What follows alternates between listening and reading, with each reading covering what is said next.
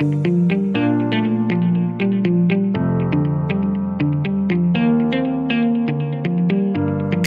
is the Headless Marketing Show.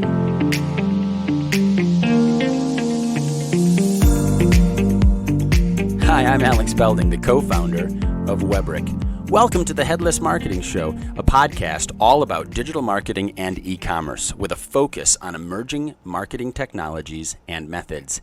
In each episode, we talk to marketing leaders as they outline their thoughts and visions around modern marketing and the future of the web. If you are interested in building great customer experiences online and creating strong digital marketing strategies, then this is a podcast you don't want to miss.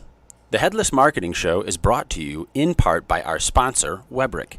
Webrick is a managed website service provider and delights their customers with custom websites that rank well in search and start conversations with their visitors. From e-commerce to blogging, Webrick has the right service level to meet your needs and exceed your expectations.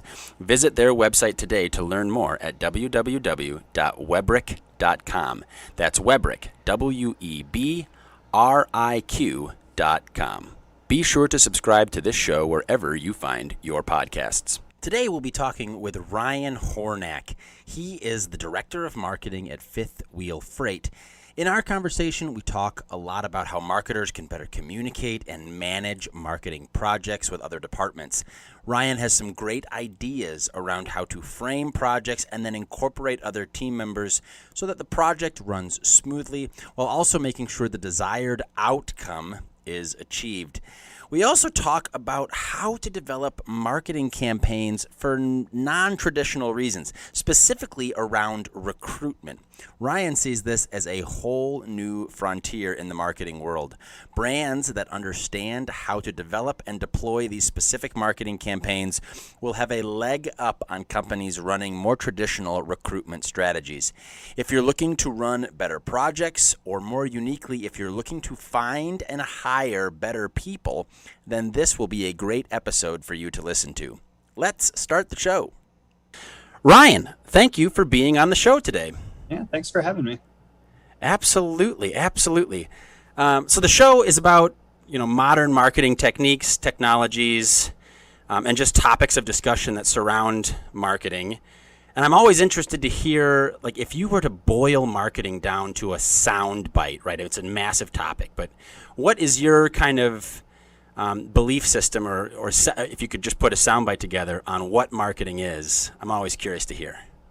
Yeah, so I boil this down when I'm communicating with my boss or people outside of the field that I work with, and it's image, reputation, communication, and reputation, right? So it's when you think about all those different fields right there and all those different points, that if it's something under those is always tied to marketing if it's not directly related to marketing. And it's there's a lot that go under that, but if you're talking about something that pertains to image, reputation, likeness, it's going to be a marketing topic. Absolutely. Well, and you said something there that I think actually we hinted on this in our earlier conversations. How does a marketer communicate to non-marketers, right? So you said right there when talking to the boss, right? Because you're generally not in the marketing department. I assume in your company, your boss is not in the marketing department, correct? That's correct. Yeah. So how do you go about communicating with folks that aren't in the marketing department on projects and on marketing related things? Yeah, so that's it's an ever evolving challenge, right? So because whenever somebody within our field looks at a project, whenever they look at a deliverable, they look at it with an outsider's perspective. Whenever they're discussing whether that works or whether that doesn't work. They might be looking at an image and they like the way the graphic looks, the way the colors look, and they might think that really pops, and they just think it's eye-catching. But us as marketers, we're thinking, who's our target audience? What message do we want to resonate? What is the hierarchy of this? What do we want to bring attention to? What is our end goal out of this? All of that matters to me. We want it to look good, and then we want it to be on brand. But I need to accomplish all of those things out of that deliverable or out of that graphic Whereas an outsider or a non-marketer might look at it and be like, I think that looks cool or that looks pretty, but there's a lot more that goes into it with copy and content in the end goal than just simply that looks cool. And I hope it looks cool because that's always the end goal. Yeah, but it should, right? That's not my number one priority, right? My number one priority is create action. Well, absolutely. And so when you're running a project and working across the organization, do you find that you kind of have to kind of pull people back and like get off of the track of looks and aesthetics and into, the key performance indicators of the campaign or the website or whatever the element that you're working in at any given time is? Is that kind of like a constant struggle?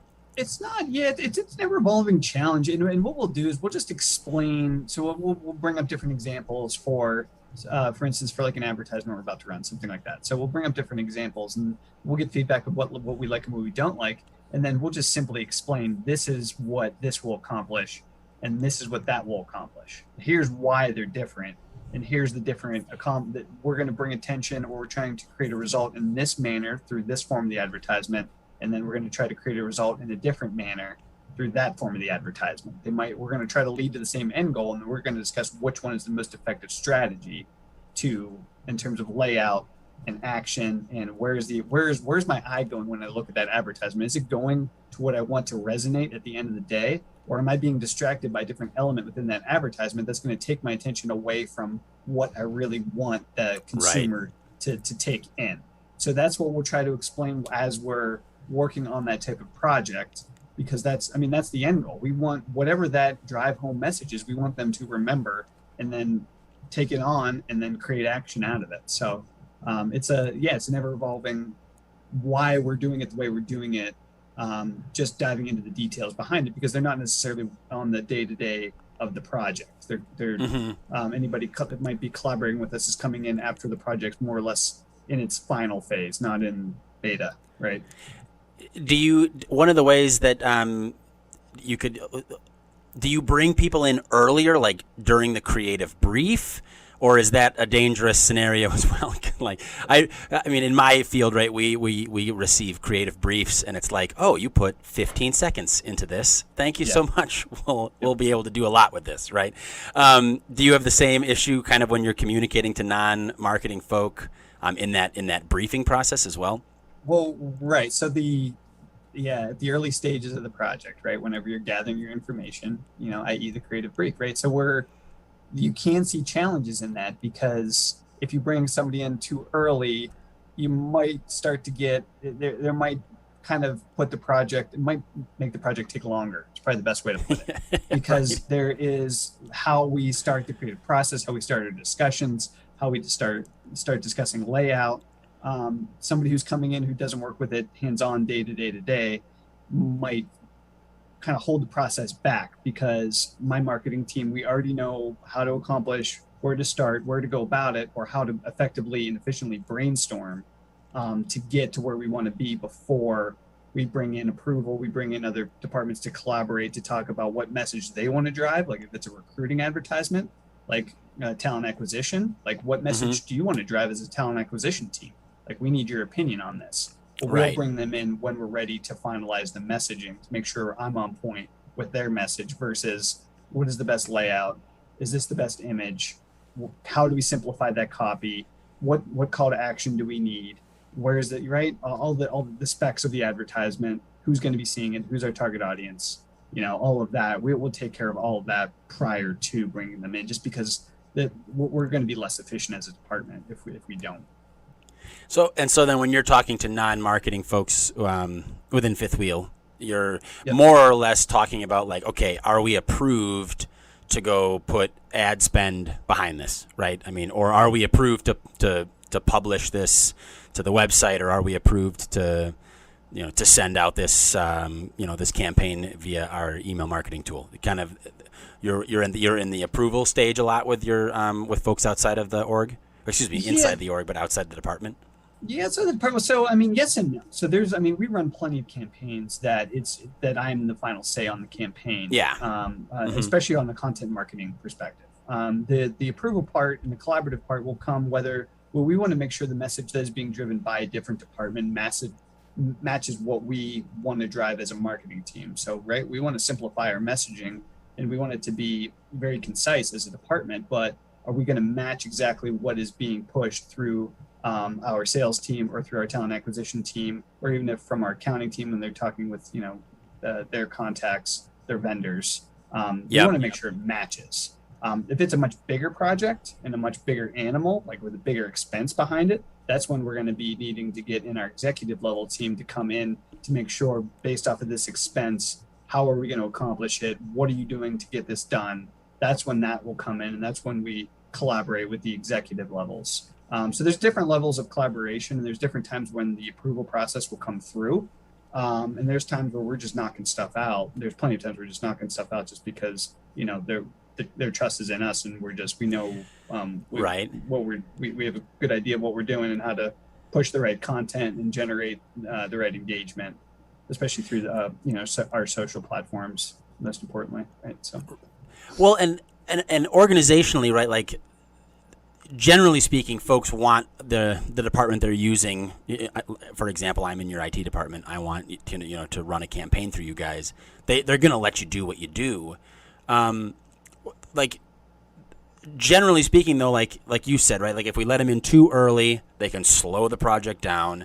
If you let them in too late, right, you have to go over all the basics of why we're doing what we're doing, or what are some things that you guys do to kind of streamline that communication, or just make your interdepartmental communications, smooth, so that you can hit your directives, put your campaigns live, but then also achieve the goals that everybody is looking for, across the org. Yeah. So what we'll do is I'll just start to collaborate with where is the push from your department. So if where is that push, and then I'll start to get a feel for, before we even build out a campaign, or before we even take on an initiative, or before we even take on a new community outreach project or something like that. I'll just see where is the push from your department. What messages are I'll try to gain as much information before I even start on it as I possibly can. And then whenever we hit that, not hit a wall, but hit that part where I know I'm pretty confident in this, then I'll bring them in to say, is this what we're going for on your end? This is what matches on our end. Here's why we did it. And then we'll finalize. We won't take it the whole way through final. We'll mock up a few examples, right? So we're not finishing an entire project and then having to scale back, because right now you're talking about double work. So try to do your homework ahead of time. Collaborate in the middle just for reinforcement that we're on the right track. And then whenever you go to show, if you need to see for them to get their eyes on it, you don't do it before it's completely finalized, right? Before we go through spacing, before we go through spelling errors, before we go through minimal changes to copy, before we go through all of our brand standards and sizing and placement and timing and all that. We won't even go that far with the project before we know for sure it's 100% right. Or else if we have to bring it back, now we're doing double work. And right. Obviously, nobody wants to do double work. So, yeah, and so you bring them in early, not necessarily at the creative brief level. You just bring them in more at what's the desired outcome, what's the operation we're going to do, 10,000-foot view. Then you guys, as a department, go. You do your content creation, you do your storyboarding, or whatever your process is internally. Yep. You go to mock-up, and then do you what kind of tools do you use? I'm always kind of curious to find out what folks are doing to maybe, because a lot of times too, non-marketing people, they need to see some glitz and glam. If you just show them a Word doc, hey, this is your new landing page, they'll go, huh? I don't understand, right? Well, that is a challenge. That's a very good point. And that is a challenge, because what I'll send is here's what we're going to be putting into this, and please note that this isn't what it's going to look like. Right. But it'll just be an email full of content and copy. And it's again, that is a very big challenge, because I'm putting in parentheses here's how it should look, or disclaimers throughout that, just to make sure that whenever they're reading it, no, it's not going to look like this. This isn't going to be the end result. We haven't done any layout. We haven't done our final edits, but here is our content, and it looks like a bunch of bullet points right now. Yeah, right? And just a bunch of random ideas on a sheet of paper, but here's probably what's going to go into it. And then after we go through it together, right now after I get the green light on this thing, it's going to look completely different, but we're going to get going after it, and now it's going to go live. but I don't want to send this live until we go through that content edit and write. And it looks like just a bunch of random words. And they're like, I can't believe this turns into that. A turns into B, but that's just the marketing world. And that's just how we operate. And like, I know in my head what it's probably going to look like. But them on paper, it's just like, are you sure this is the best approach? Yeah, like, right. Well, and then you're kind of having a fist fight almost, right? Like, yes, this is the way to go about it.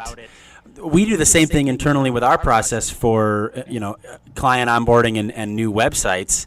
Is like we start with content, which people get really confused. They're like, wait a minute, why are we in a Google Doc right now? I thought you guys were going to generate a website. And it's like, we're starting with the words, right?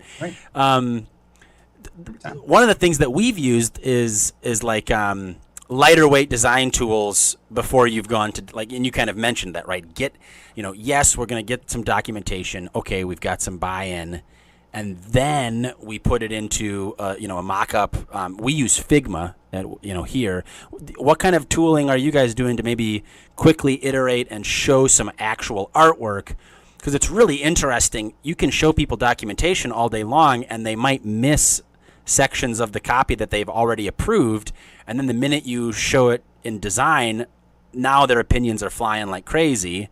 What kind of tooling do you guys use to keep that design lightweight so that it's very easy to change? Yeah, so we depending on the platform, we'll use Canva and we'll use Adobe.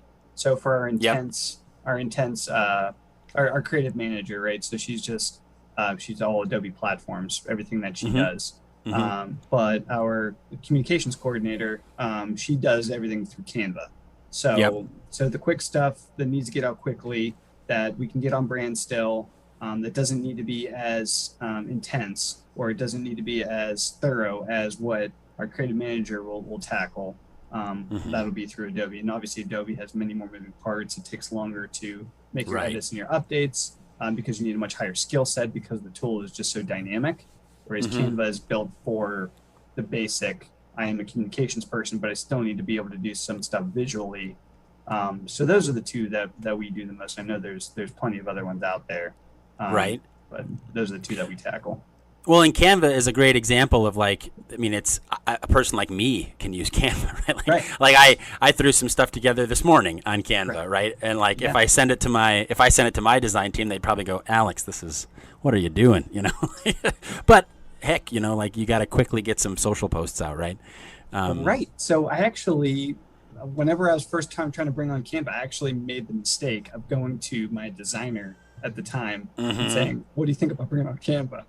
And she's like, absolutely not. Because I think from a designer's perspective, they're like, that diminishes everything that I do, and how much talent it takes to be a great designer, right? The efficiency and the simplicity of Canva, right? So like somebody like myself too, I'm not a designer, but I could go into Canva and create some graphics, right? So from a designer's perspective, they're like, no, we got to be in Adobe. So we actually took a little bit longer to get around to it for both sides to agree on using both, because it's an efficiency thing too, because those simple graphics, it's not like she could be working on much bigger dynamic projects than some of these simple graphics for our social stories, right? We can knock those out quickly through Canva, simple. She can tackle the big stuff, right? It frees up her time to tackle more important projects too. So it's all, everybody wins.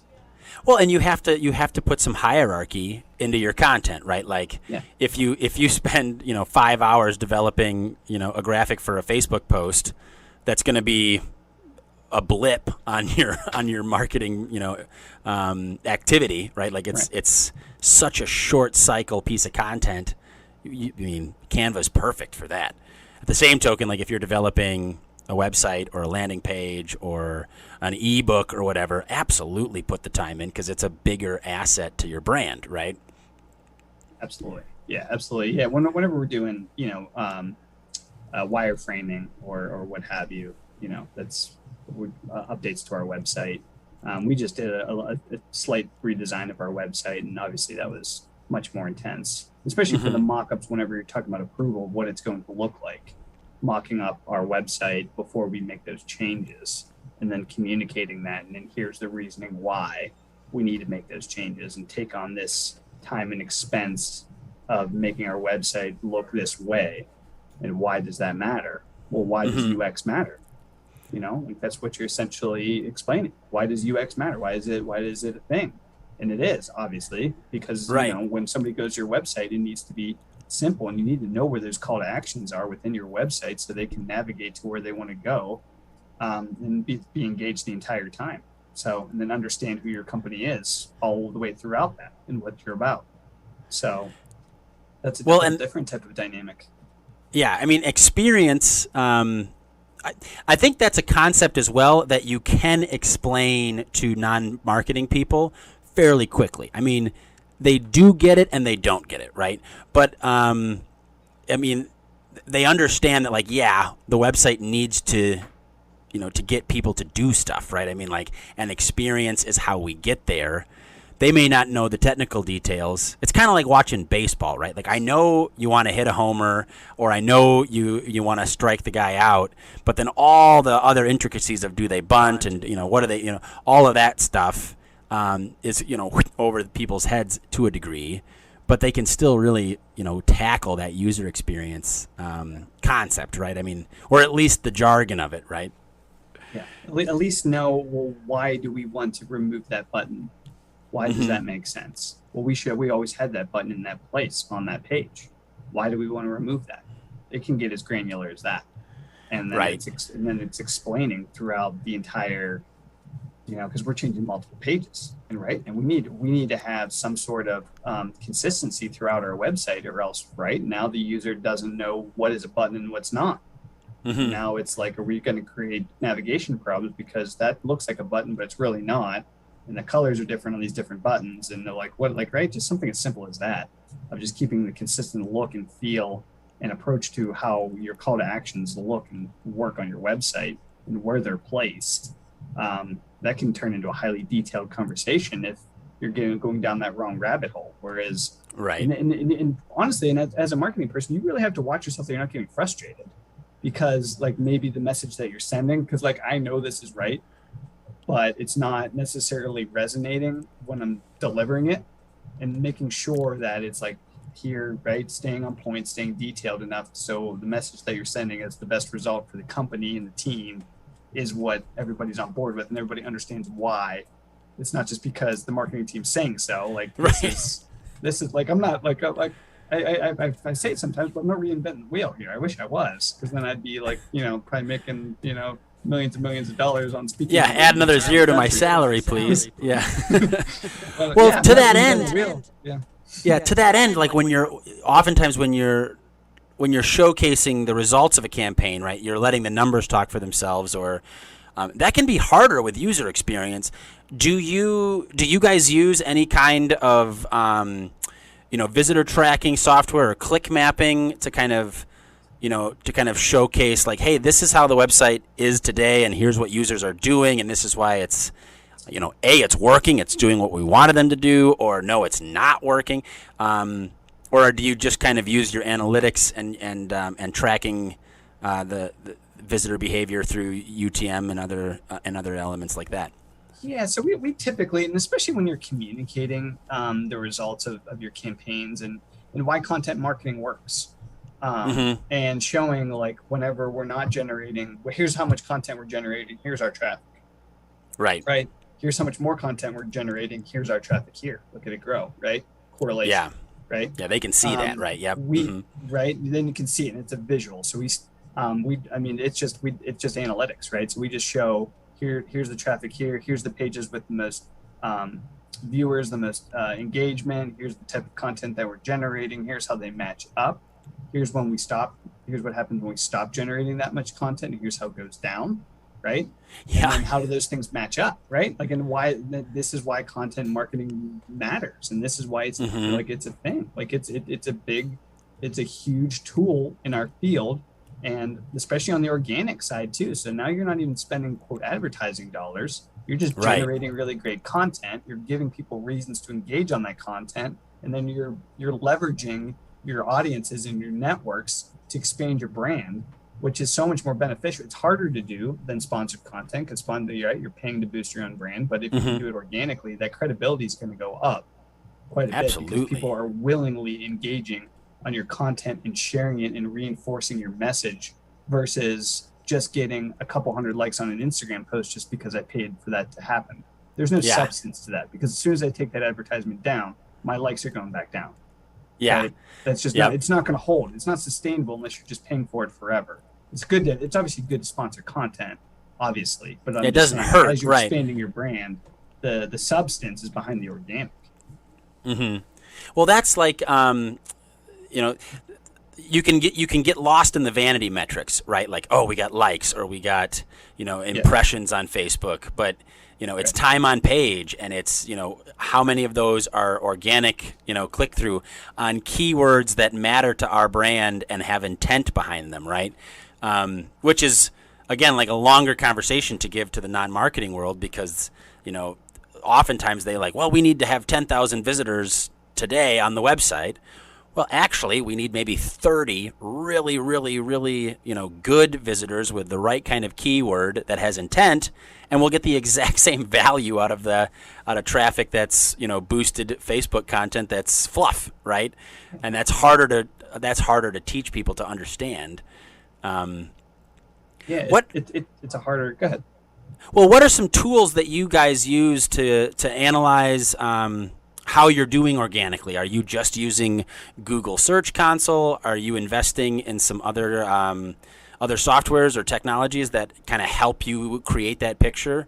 I mean, we just use the basics, right? So we've done our research on all these different platforms to use, and at the end of the day, I mean, maybe this is, I know, like we're talking innovation, we're talking technology and pushing this forward, but at the end of the day, I truly like harnessing it through our own experience as much as possible. And that actually does create a little bit of work because it's not as automated as through these platforms, right? It's not as automated through these technologies. But what we do is, because we're ever evolving our content, we're ever evolving our times to post and what we're posting and how often, and does it make sense to put this in a story? And if we create a link in the story, is it going to drive more traffic back to our page or not? Like all those finer details. Like I want to harness that as much as possible on our own side, so we can create our own charts, our own graphs, right? So we essentially harness our own data as much as we use the analytics through Facebook and Google and those. And that's my approach, and that's probably like an old school, like pen and paper type of approach a little bit too. But honestly, like whenever we track it for long enough, and as long as we have those details for long enough, that data is flawless, because we're tracking it, our own activity ourselves. Like there's no, like, what does that data actually mean? Like that is like as concrete as our results can get, backed up through the analytics through the website. But like the analytics through the website, you can go nuts through that stuff too, and you can go down such big rabbit holes. What we do is we just boil it down to what matters to us. We track that hardcore on our end, and then we back it up with the analytics through those platforms. And that might be out. I don't know if that's out there. I don't know if that's innovative or outdated. Well, it's one extreme or the other. Well, like you can get lost in the fanciness of all these integrated systems, right? And then you can create pictures that aren't necessarily real either, right? Like I always preach at WebRec, like, you know, one visitor is, you know, conversions happen one at a time, right? It's not, you know, like if you get lost in like, well, we just need to put 1,000 people on the website and then we'll get, you know, one web form. It's like, well, you've missed the point, you know, like, you know, you can run marketing that way, but you have to be Pepsi, right? Like if you're not Pepsi, you have to own your data, right? Like that's what you said there is really resonates with me, is if you own your data, understand your KPIs, your key performance indicators, it's a lot easier, and you don't need, you know, 16 marketing tools that are all Zapiered together to create an awesome, you know, dashboard. You can run this off of a spreadsheet. Yeah, you can simplify it that much. I mean, you're obviously not going to be tracking as much data on your own. But to me, like at the end of the day on LinkedIn, obviously followers matters. But at the end of the day on LinkedIn, engagement rate matters to me. Yep. That's it. Because the rest is all relative. Your impressions, your shares, all that's going to go up as your followers go up. So if we build our followers and we maintain an effective engagement rate, we're going to be crushing it. So where's our engagement rate? Is it the same as it was? Is our followers going up and our engagement rate staying the same? We're killing it. The other stuff doesn't matter to me. Yeah. Because that's what, like, if we maintain that, I know we're doing really well. And that's how much I boil it down and simple it down to. And that's what we track.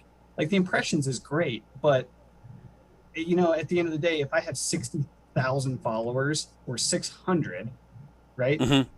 My impressions are going to be much higher with 60,000 followers than 600, right? Yeah. So it's absolutely. all relative to the size of your account. So as I'm growing my account, right, I'm not going to have as many impressions as that big account. So I need to know how to track my success as we're growing it. And are we on the right track and are we doing well? So I'll compare my engagement rate with my competitors, with other people in Grand Rapids, with other people in Michigan, because at the end of the day, that's how I know that's all the same to everybody. Engagement rate is the same if I got 100,000 followers or 100, right? And it's much harder to achieve with 100,000, obviously. But if I can keep hitting my metrics as I'm growing my account and having a realistic metric on that engagement rate, now I know if I'm achieving my goals. And now I can have a tangible goal set for my marketing team as to what matters. Because like at them, like we didn't get that many impressions. Where was our engagement rate? 12%. Okay, awesome. Or something like some ridiculously high number. I was like, that wasn't an unsuccessful post. So let's stay it's a positive reinforcement tool too. So let's stay positive behind it. That wasn't unsuccessful. Let's learn how we can be better behind it. Or maybe some post that we thought got a bunch of impressions had like 2% engagement. I'm like, guys, let's not focus on that too hard, because that didn't have the same level of success as we wanted to. We didn't hit our goal on that one. So it can bring it back down to earth a little bit on something that we think just blew up too. So it's both sides of it.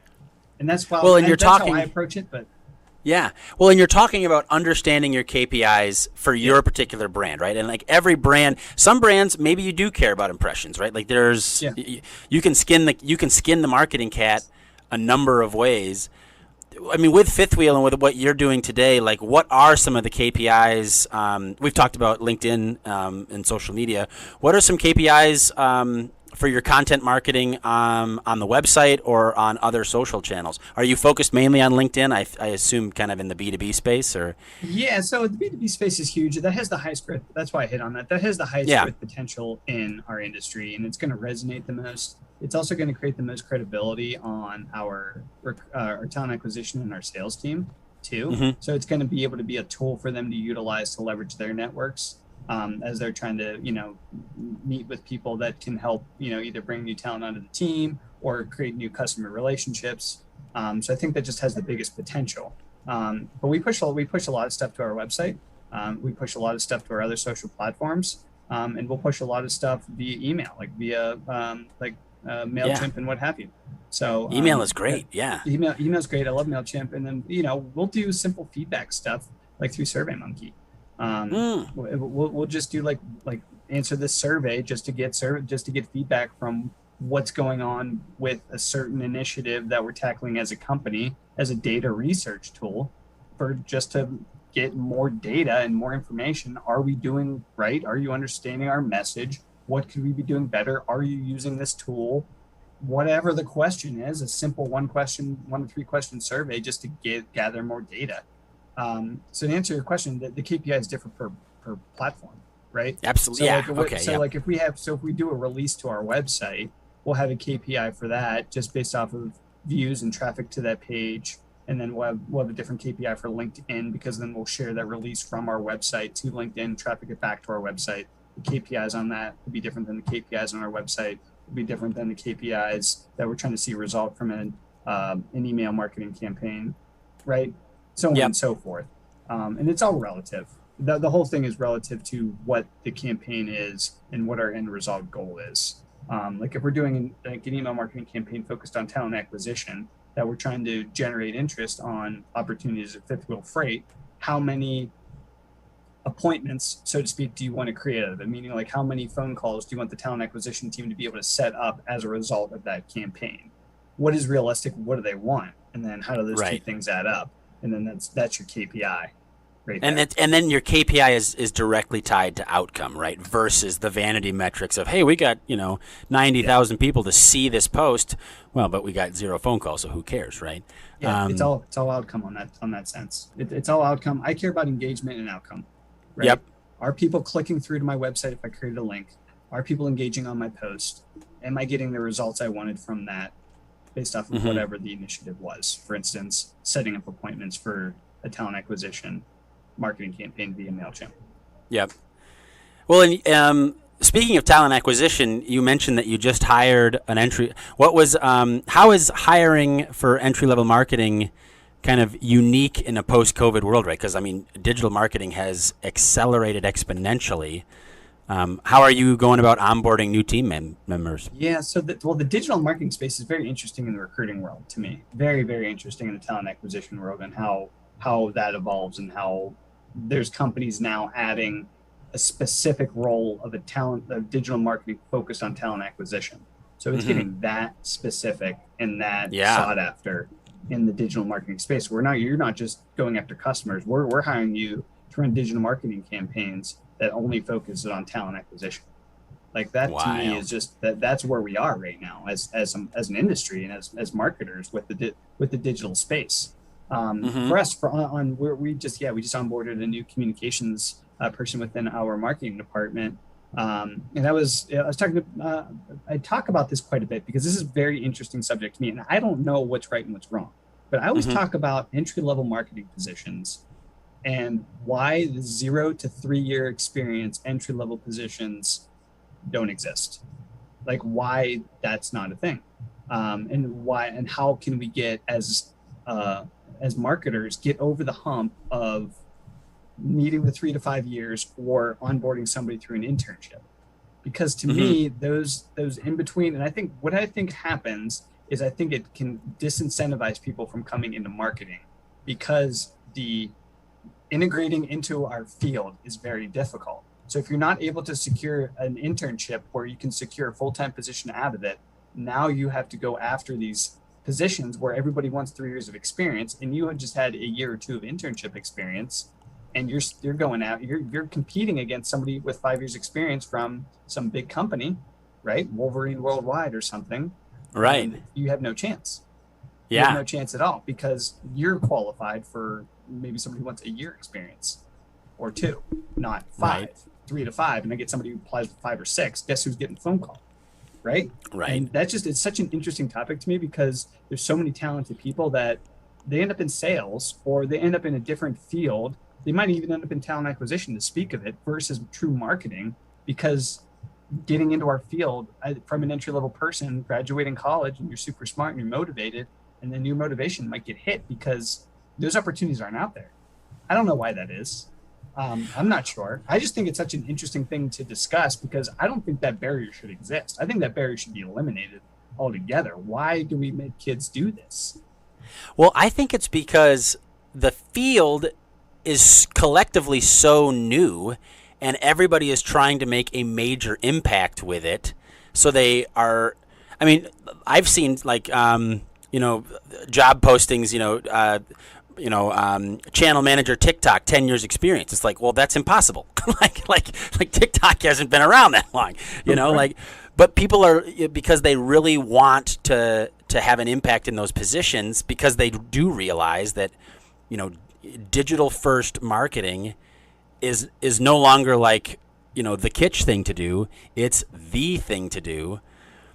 I mean, what we did at Webrick, we had a different problem with hiring development, right? Is we just started going to high school grads and just say, like, just come work for us. Don't go to college. We'll pay you, right? And like, it's a different acquisition channel just because, we had to find talent and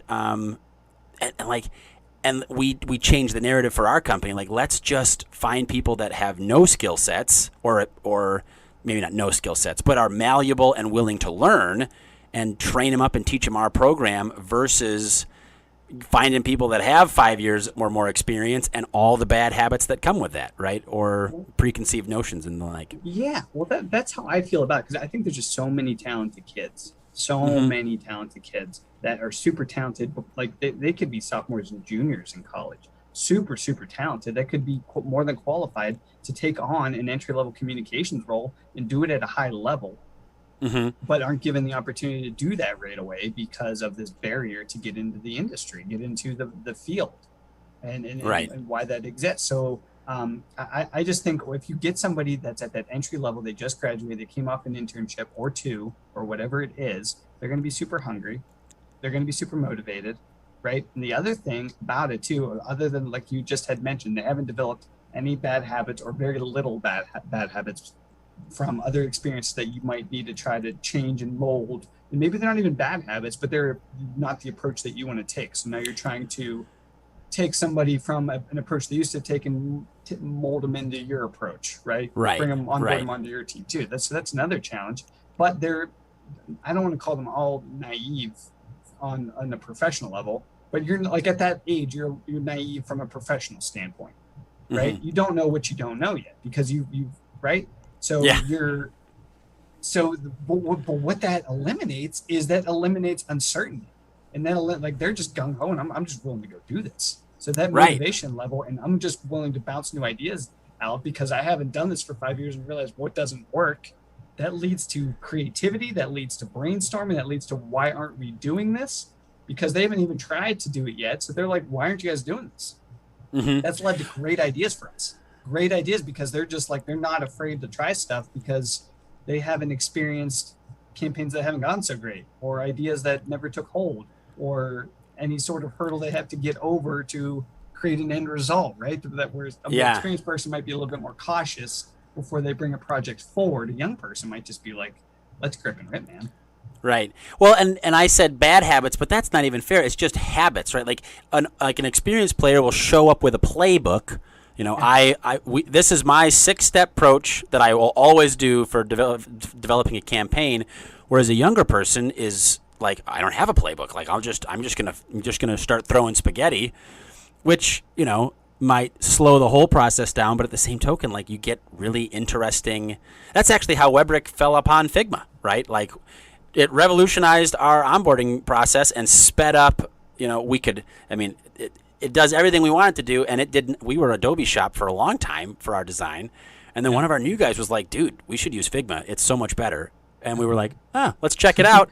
Holy crap, this thing goes straight to React. It's way faster. And, you know, it just came and it was a JV player that like changed the varsity team, right? Like, so, and you're absolutely right. Like so many people are overlooking the 0 to 3 experience gap. And it shouldn't be that way. There's just zero reason. And I think my outsider perspective looking in, because I don't overlook it, as you can probably tell. I don't overlook it, but an outsider looking in, I think larger organizations in particular, you see it a lot, that 3 to 5.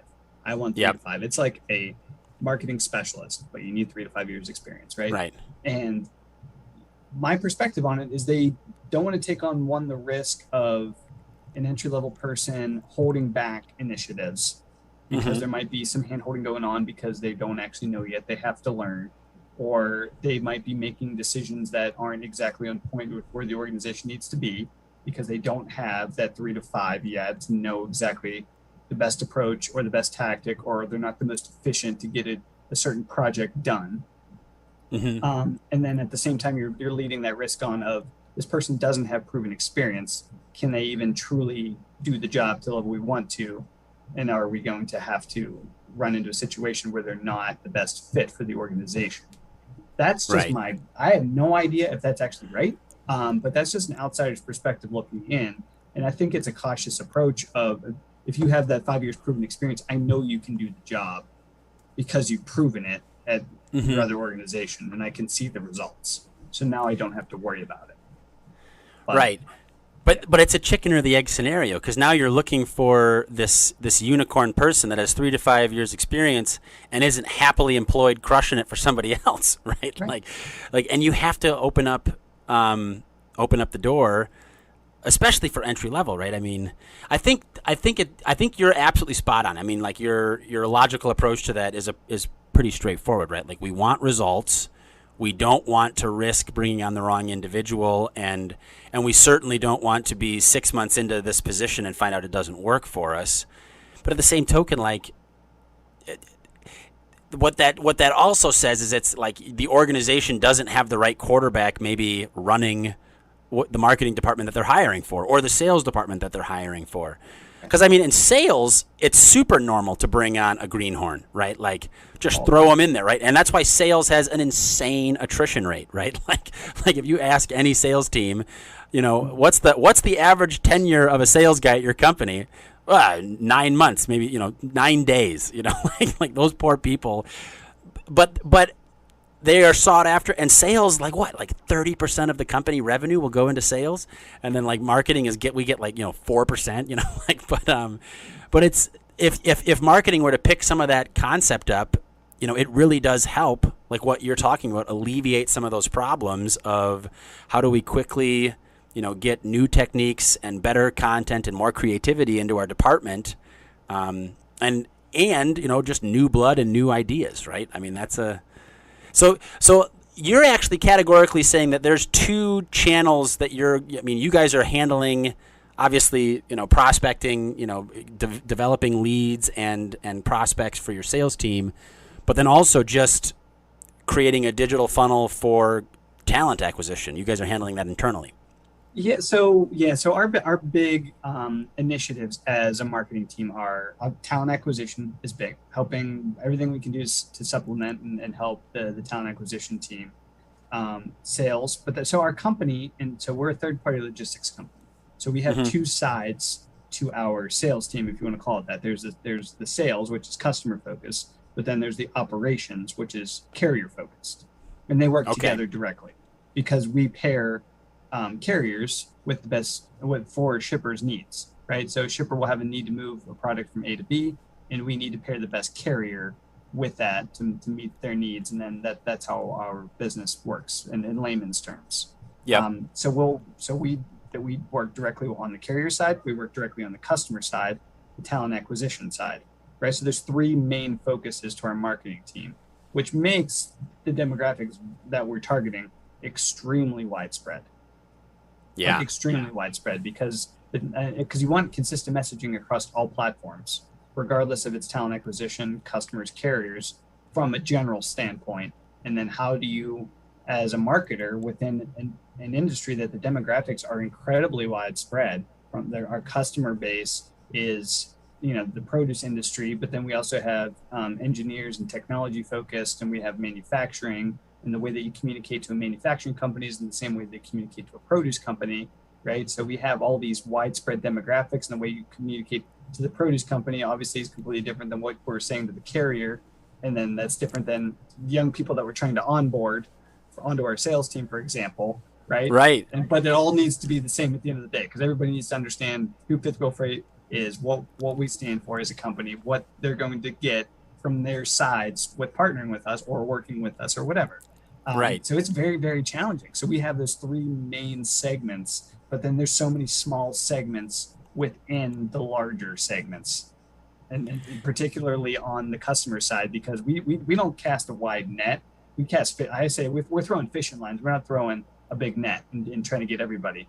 So we'll market directly towards a manufacturing company, right towards a produce company, versus trying to market towards both of them at the same time, because that's going to be very difficult to get that to work out the way that we want it to. So then is your approach to do like microsites and targeted landing pages with a social attention play, right? Like you capture attention on social, bring them onto landing pages that you guys are creating, and then getting them to convert there? Or are you converting them right on social platforms? Or what's your favorite channel for doing that? Well, depends on what. My favorite channel is it's by far it's LinkedIn. Yep. It has the most potential, right? Mm-hmm. So we'll direct right off. So let's go back to talent acquisition, right? So we'll direct right off our LinkedIn page directly to the page, right? We'll direct them right off our LinkedIn page, right to where we want them to go.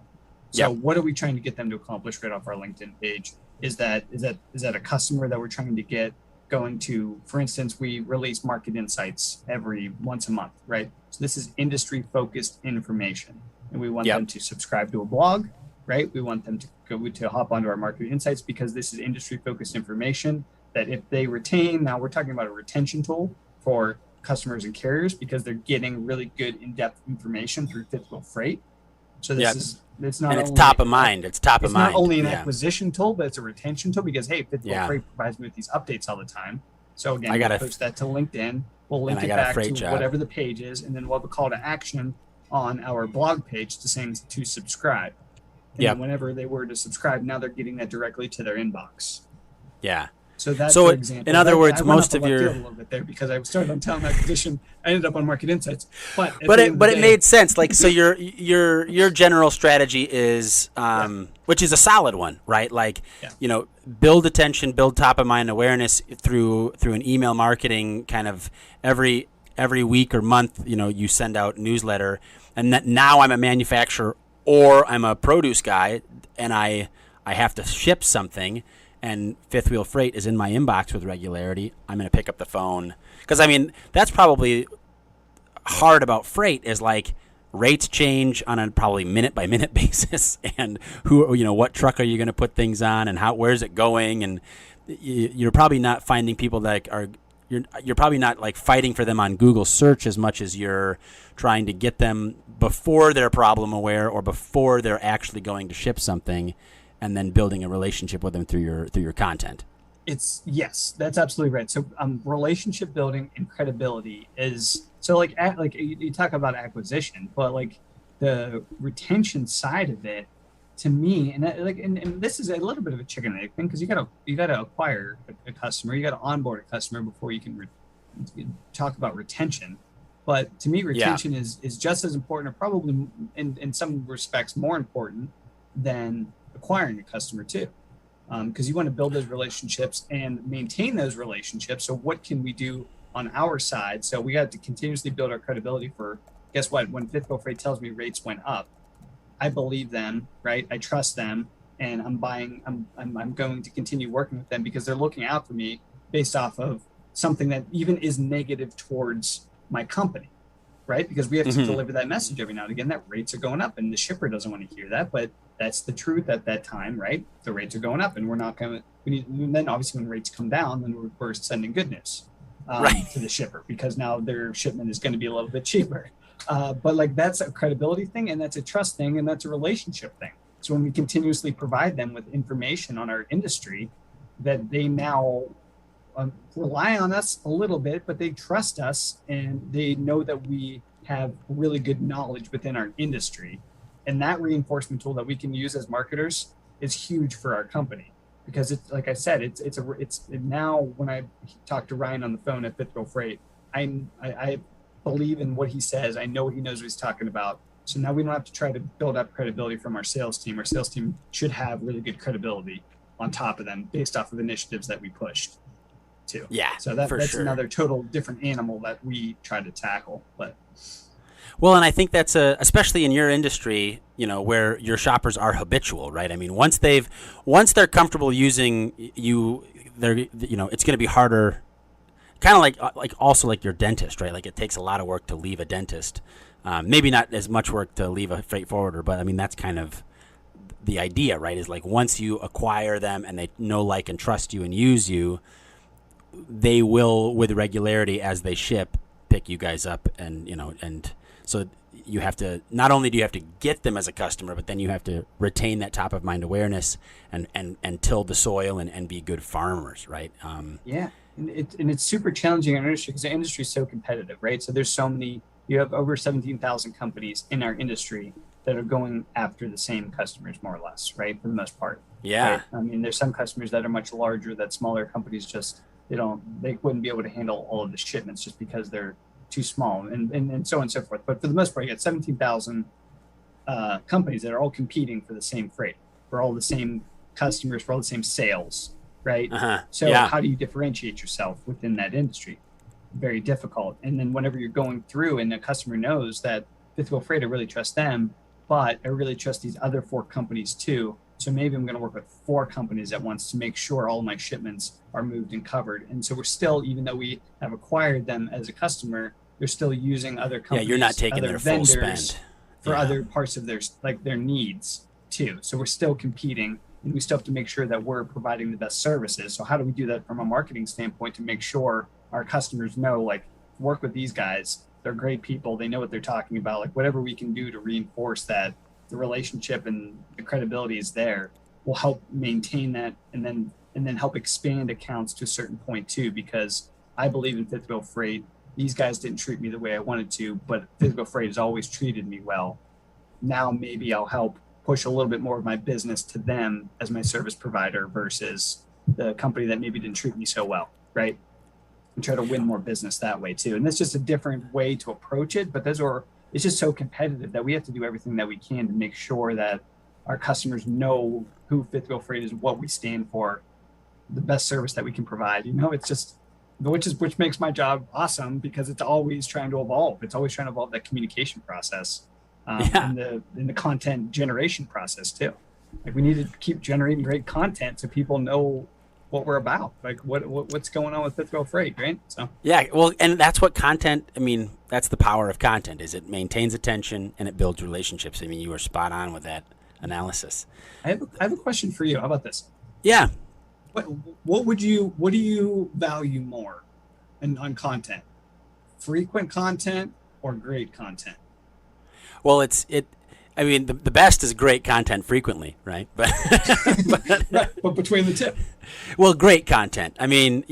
For me anyway, I think you could make the argument depending on the industry, but for me, great content matters, right? Like, you have to provide a value. Otherwise, the internet is becoming a dumpster fire of mediocre content, and so great content does cut through and maintains more attention than if you're, but at the same token, like, if you're not out there with any frequency, you're also obscured by all of the other content that is flying out in front of people. That's an ever-evolving discussion that we have, because I want frequent content all the time. I want every day. What are we pushing, right? That's me back there in my marketing department. Just, what are we pushing? But at the same time, we want it to be great. So at what point are we going to talk about, are we pushing this just to push it because we need content out? Or are we going to wait and not even push content right this minute and wait to generate something that's great content? But now are we missing out on possible engagement because we've got nothing out there? It's like, I don't know what the right answer to that is. And can we sacrifice the level of our content every now and again to make sure the frequency is there? And then when you got a great piece to supplement it, then you're doing even better. I don't know what the right answer is. I want consistent content all day, every day. But at what point do you start to sacrifice how great that is just because you're pushing stuff out all the time? And now the last thing I ever want to do is force content, because that's the worst. And that's the conundrum. When you force it, it's bad every time. Right. And that's the conundrum of modern marketing, right? Is like, if I'm not publishing, somebody else is. And if someone's not reading my content, they're probably reading somebody else's content. Oh, and it eats you alive, right? It does. Well, in wrapping up, what does the future look like for the way that you guys will kind of strategize and build your marketing plans around? Let's just keep it on content creation. Are there, as you look into the future, what are some things that you are really, building as initiatives at Fifth Wheel? Yeah. So the ever evolving, the evolution of our marketing department is built through content marketing, and eventually it's going to be, as we evolve our technology is progressing as an industry, like, rapidly. And that means there's going to be more and more dependence on websites and applications, and just like plenty of other industries are, but our industry is even becoming more and more dependent on that, because they want user-friendly experiences just like everybody else does.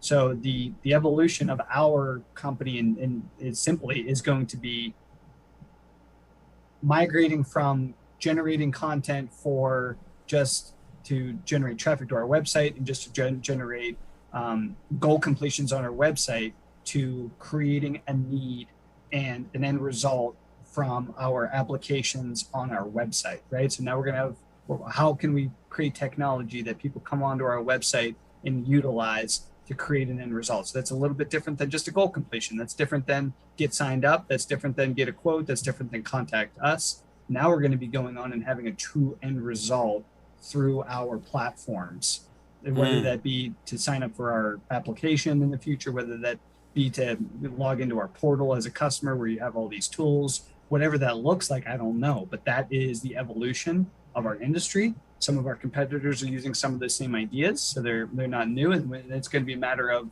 as we evolve, now we're going to be away from just simply trafficking our website and trafficking our blog page to trafficking these platforms on, and now we're seeing maybe even an end result on our website of not e-commerce, but a final result of the sale in some way, shape, or form, meaning the goal completion that has monetary value behind it. Which obviously that's just not how we are operating as, for the most part, in our industry, right? So that's the exciting part about it. How that looks, how that evolves 3 years from now might look completely different than what I just told you. But the digital space and the technology space backed up by great content and marketing is where we're headed, where we are, where we're headed, where we need to be. And it's just very exciting because we still do some old school tactics, man, of just the general deliverables that are PDF attachments, because get to know Fitsville Freight in an email that I'm sending you from our sales team.